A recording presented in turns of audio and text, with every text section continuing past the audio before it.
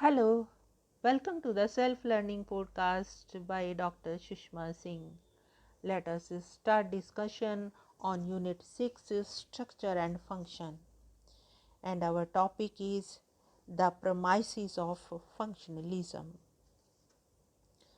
Durkheim is not functionalist in the sense in which this term has come to be used for the approach that the British social anthropologist A.R. Radcliffe Brown 1881 to 1955 and the Brownies law Malinins Sowanki 1884 to 1942 have espoused. Durkheim does not use the term functionalism, although he defines the concept of social function. As we noted previously, and the second part of his sociological explanation deals with the functional explanation. One comes across in Durkheim's works a fine coexistence of the diachronic, genetic, evolutionary, and historical, and the synchronic society here and now approaches to the study of society. But it is quite clear that the study of the contemporary society occupies a preferred place in his writing. For instance, in his celebrated study of religion, he begins with the consideration of the Australian totemism as the most elementary form of religious group.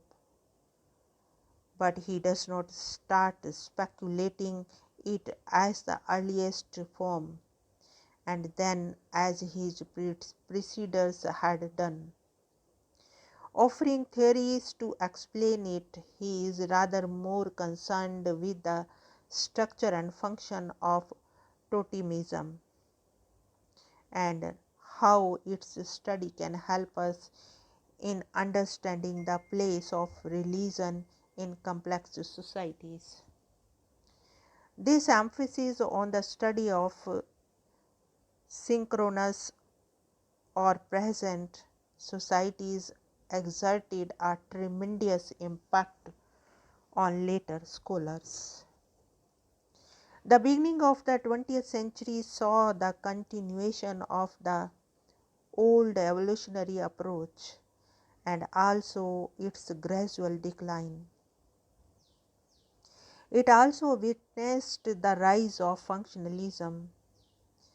Adam Cooper thinks that 1922 was the year of wonder of functionalism, for in this year were published two monographs that substantiated the functional approach.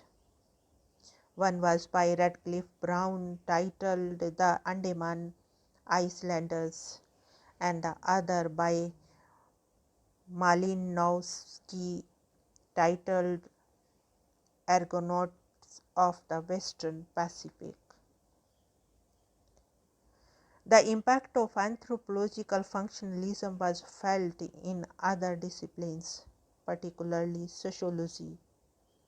Although there were scholars such as Kingsley Davis who saw nothing new in functional approach because they thought that the sociologists had always been doing what functionalists wanted them to do. There were others such as Talcott Parson who were clearly impressed with the writings of functional anthropologists. As a result of the writings of these people, functionalism emerged as an extremely important approach, holding its sway till the late 1960s and the early 1970s. In its history of about 150 years, first in the positivism of Comte, then in the sociology positivism of Durkheim, and then in the works of the 20th century functionalist. Functionalism has come to comprise a number of variants and foci. Pointed differences exist between different functionalists. In fact, some of them happens to be archivalists like Radcliffe Brown and Malinowski. Notwithstanding their differences, it seems that all functionalists share the following 5 propositions. First, society is a system like any other system, such as solar system, mechanical system, atomic system, chemical system, or organic system. Second, as a system, society or culture consists of parts like institutions, groups, roles, associations, organizations, which are interconnected, interrelated, and interdependent. Third, each part performs its own function. It makes its own contribution to the whole society or culture. And also it functions in relationship with other parts. Fourth, a change in one part brings about a change in other parts, or at least influences the functioning of other parts, because all the parts are closely connected. And the fifth is the entire society or culture for which we can use the term whole is greater than the mere summation of parts. It cannot be reduced to any part, or no part can explain the whole. A society or culture has its own identity, its own consciousness, or in Durkheim's word, collective consciousness. Now let us wind up the session and take rest. Thank you very much for engaging yourself with the self-learning podcast.